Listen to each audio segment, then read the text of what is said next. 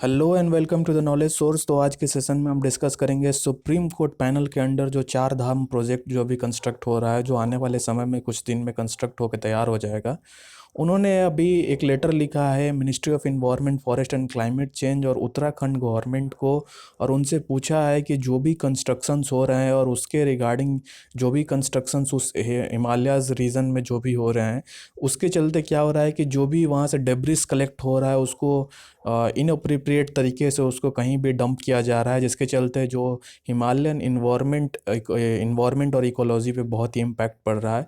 तो इस सेशन में हम जानने की कोशिश करेंगे कि ये जो पैनल है उसने क्या ऐसा लेटर में लिखा है, और अगर बात करूँ मैं जो हिली कंस्ट्रक्ट एरियाज़ जो हैं वहाँ पे किस तरीके का रोड कैसे कंस्ट्रक्ट करना है, उसके लिए क्या सजेशंस हो सकते हैं। तो ये सब कुछ हम डिस्कस करेंगे। तो चलिए स्टार्ट करते हैं। स्टार्ट करने से पहले मैं आपको बता दूं, आप हमारे Telegram channel knowledge at source से आकर जुड़ सकते हैं। आप हमें फेसबुक पर भी फॉलो कर सकते हैं। तो देखिए अभी की न्यूज़ ये है कि चेयरमैन जो हैं सुप्रीम कोर्ट के जो अपॉइंटेड किए थे एक हाई कमेटी पैनल, जो उन्होंने अभी एक लेटर लिखा है और ministry of environment forest and climate change और इसके बाद फिर ministry of road transport and highway, दोनों से पूछा है कि किस तरीके के ये जो अभी कंस्ट्रक्शंस एरियाज़ में वहाँ पे किए जा रहे हैं, उसके चलते जो हिमालय की जो इन्वायरमेंट और इकोलॉजी है उस पर बहुत ही ज़्यादा इम्पैक्ट पड़ रहा है।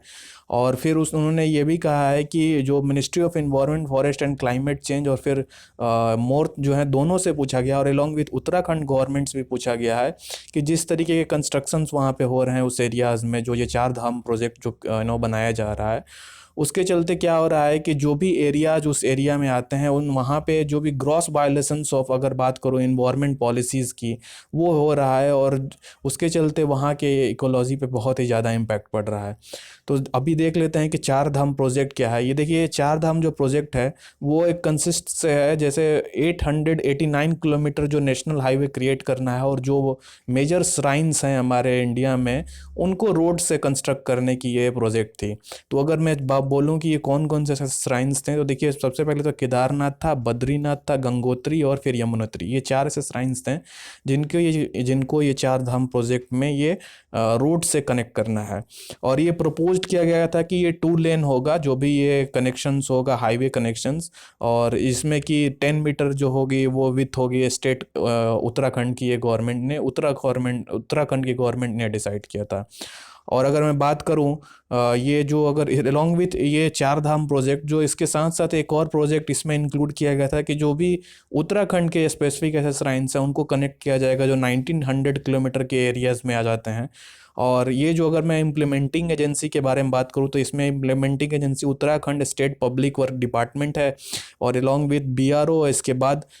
मैं बात करूँ तो अगर infrastructure development corporation limited NHIDCL, तो ये तीनों मिलके कोलैबोरेशन करके ये प्रोजेक्ट को हम कंप्लीट करने की कोशिश करेंगे।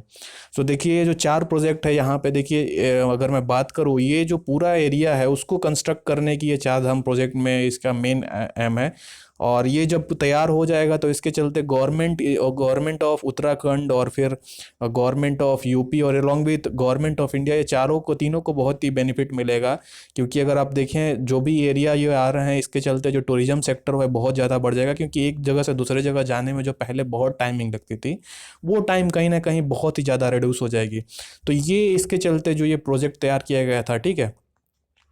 अगर मैं बात करूं कि क्या हाई पावर्ड कमेटी ने अपने लेटर में लिखा है और क्या एलेज किया है, तो देखिए सबसे पहले चेयरमैन जो है ये सुप्रीम कोर्ट के अंदर जो चार धाम प्रोजेक्ट की कंस्ट्रक्शन हो रही है उनके देख रेख में, उन्होंने कहा है कि ministry of environment forest and climate change को लेटर लिख के कहा है कि जो भी वहाँ पे एरियाज से जो डेब्रिस कलेक्ट हो रहे हैं वो कहीं इनअप्रोप्रिएट तरीके से डंप किए जा रहे हैं, जिसके चलते फॉरेस्ट कंजर्वेशन एक्ट की जो भी रूल्स एंड रेगुलेशंस हैं उनको ये ताक पे रख के सब कुछ ये कंस्ट्रक्ट हो रहा है, और जिसके चलते हिमालय की इन्वायरमेंट और इकोलॉजी पे बहुत ही ज़्यादा इम्पैक्ट पड़ रहा है। क्योंकि आपको मालूम होगा कि जो हिमालयन रीजन जो उस एरिया में आती है वो बहुत ही सेंसिटिव एरिया है as far as environment and ecology is concern, and along with it is also you have to remember this that those areas comes under the landslide areas, ठीक है। तो इसके बाद जो है कमेटी ने ये भी कहा है कि ये जो उन्होंने बोला है कि जो FCA के रूल्स हैं और FCA के रूल्स को ये ताक पे रख के ये जो भी कंस्ट्रक्शंस डेब्रिस है उसको को कहीं पे डंप किया जा रहा है, और इसके चलते क्या हो रहा है कि फॉरेस्ट को बहुत ही ज़्यादा इम्पैक्ट पड़ रहा है। और वो कहीं ना कहीं ये फॉरेस्ट जब इम्पैक्ट होगा तो हम देखेंगे कि जो लैंड की वहाँ पे अगर लैंडस्लाइड्स की जो इश्यूज़ है वो बहुत ही ज़्यादा बढ़ जाएगी। कमेटी ने फिर ये बोला है कि जो कंस्ट्रक्शन एरिया है जो उसको अभी के लिए स्टॉप कर दिया जाए, और जो भी ग्रॉस वायलेशंस करने में जो कंसर्न अथॉरिटीज़ हैं उनके ऊपर कड़ी कार्रवाई करने की मांग ये कमेटी ने कहा है, ये सुप्रीम कोर्ट की कमेटी ने कहा है। ठीक है, इसके बाद अगर हम बात कर लेते हैं कि क्या ऐसे गाइडलाइंस होने चाहिए जो हिली एरियाज़ में रोड कंस्ट्रक्ट करते हैं, क्या ऐसे स्पेसिफिक गाइडलाइंस होने चाहिए। देखिए, सबसे पहले तो इन्वायरमेंट इम्पैक्ट असेसमेंट है वो बहुत ही ज़रूरी है। अगर इवन 5 किलोमीटर एरिया से ज़्यादा कोई अगर रोड कंस्ट्रक्शन हो रहा है,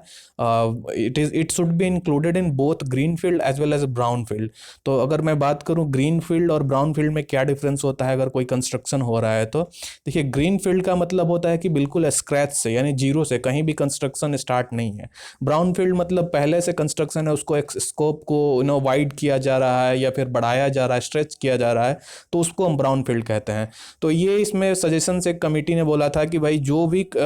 इस तरीके के कंस्ट्रक्शंस हो रहे हैं अगर 5 किलोमीटर से ज़्यादा हो रहे हैं तो उसमें इन्वायरमेंट इम्पैक्ट असेसमेंट सबसे मस्ट कर देना चाहिए, और इसके बाद अगर इस इन्वायरमेंट इम्पैक्ट असेसमेंट के बाद ही ये वहाँ पे कंस्ट्रक्शन स्टार्ट करनी होगी।